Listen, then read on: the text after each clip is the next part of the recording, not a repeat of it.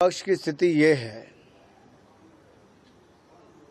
कि जनता ने अगर उनको चुनकर भेजा भी है तो चर्चा करने के लिए, मुद्दों पर बहस करने के लिए, लेकिन वो अपनी पुरानी आदतें छोड़ नहीं रहे। बहस करने की बजाय, चर्चा में भाग लेने की बजाय वो सदन में हल्ला करने आते हैं। मैं कई बार मन ही मन में सोचता हूँ कि अभी तो मात्र 99 सीटें कांग्रेस को मिली हैं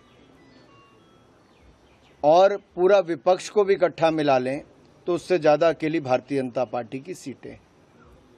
आखिरकार ये अहंकार किस बात का है? ये हो हल्ला क्यों है? ये हुड़दंगबाजी क्यों है? क्या इनको अभी भी अपनी जिम्मेदारी का एहसास नहीं हुआ? 10 वर्षों के बाद विपक्ष को कोई नेता प्रतिपक्ष मिला है।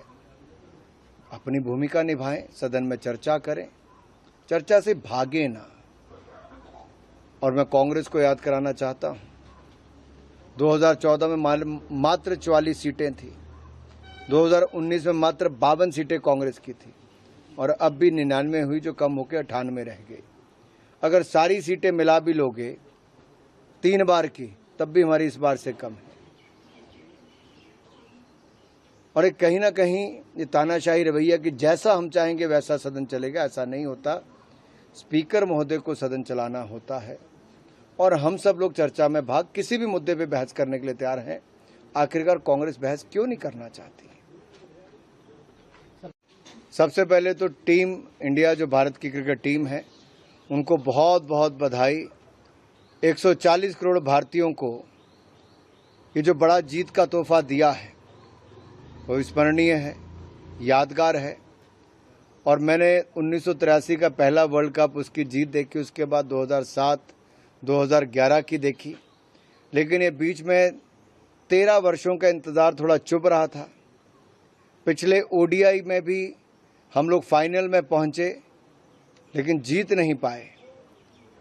लेकिन हमारे खिलाड़ी इस बार फाइनल में चूके नहीं, शानदार मैच जीता है। चाहे बैटिंग, बॉलिंग, फील्डिंग, हर तरफ शानदार प्रदर्शन किया। रोहित शर्मा को और उनकी सारी टीम को बहुत बहुत बधाई। और दोनों महान दिग्गज क्रिकेटर T20 से संन्यास ले रहे हैं, विराट कोहली और रोहित शर्मा। इन्होंने बहुत लंबे समय तक अपना योगदान भारतीय क्रिकेट के लिए दिया है। तो भारतीय क्रिकेट फैंस की ओर से और भारत की ओर से भी इन दोनों को जीवन के अगले जो भी ये काम करें, अगली यात्रा के लिए बहुत सारी शुभकामनाएं। फिर 3 उपचुनाव आए हैं। ये तीनों उपचुनाव लोकसभा के साथ हुए 6 उपचुनावों के साथ भी किए जा सकते थे, लेकिन कांग्रेस की मंशा पहले दिन से दिखती थी कि उनके मन में डर था चुनाव हारने का। तो तीनों विधायक जो इंडिपेंडेंट थे, उनके उपचुनाव उन्होंने नहीं करवाए। और अब फिर जनता के ऊपर एक बोझ कांग्रेस ने डाला है। जनता भी फ्री होती, सरकार भी फ्री होती और आज मॉडल कोड ऑफ कंडक्ट नहीं होता। लेकिन कांग्रेस को जो 18 महीनों में कोई काम नहीं किया उसका डर सता रहा था, जो वायदे किए वो पूरे नहीं किए उसका डर सता रहा था। और ये लगता था कि जनता हर बार सवाल खड़ा करेगी और जवाब नहीं मिलेगा। लेकिन एक बार फिर आज आप देखिए, जनता का समर्थन भारतीय जनता पार्टी को मिल रहा है। तीनों निर्दलीय विधायक जो भारतीय जनता पार्टी में शामिल हुए वो एक बड़ी जीत दर्ज करने की ओर बढ़ रहे हैं और कांग्रेस तीनों की सीटों पर हार रही है। Welcome to K mall, a premium project by Kaleen group. K Mall is in the heart of Kolkata's electronic, garment and lifestyle hub, Khidirpur.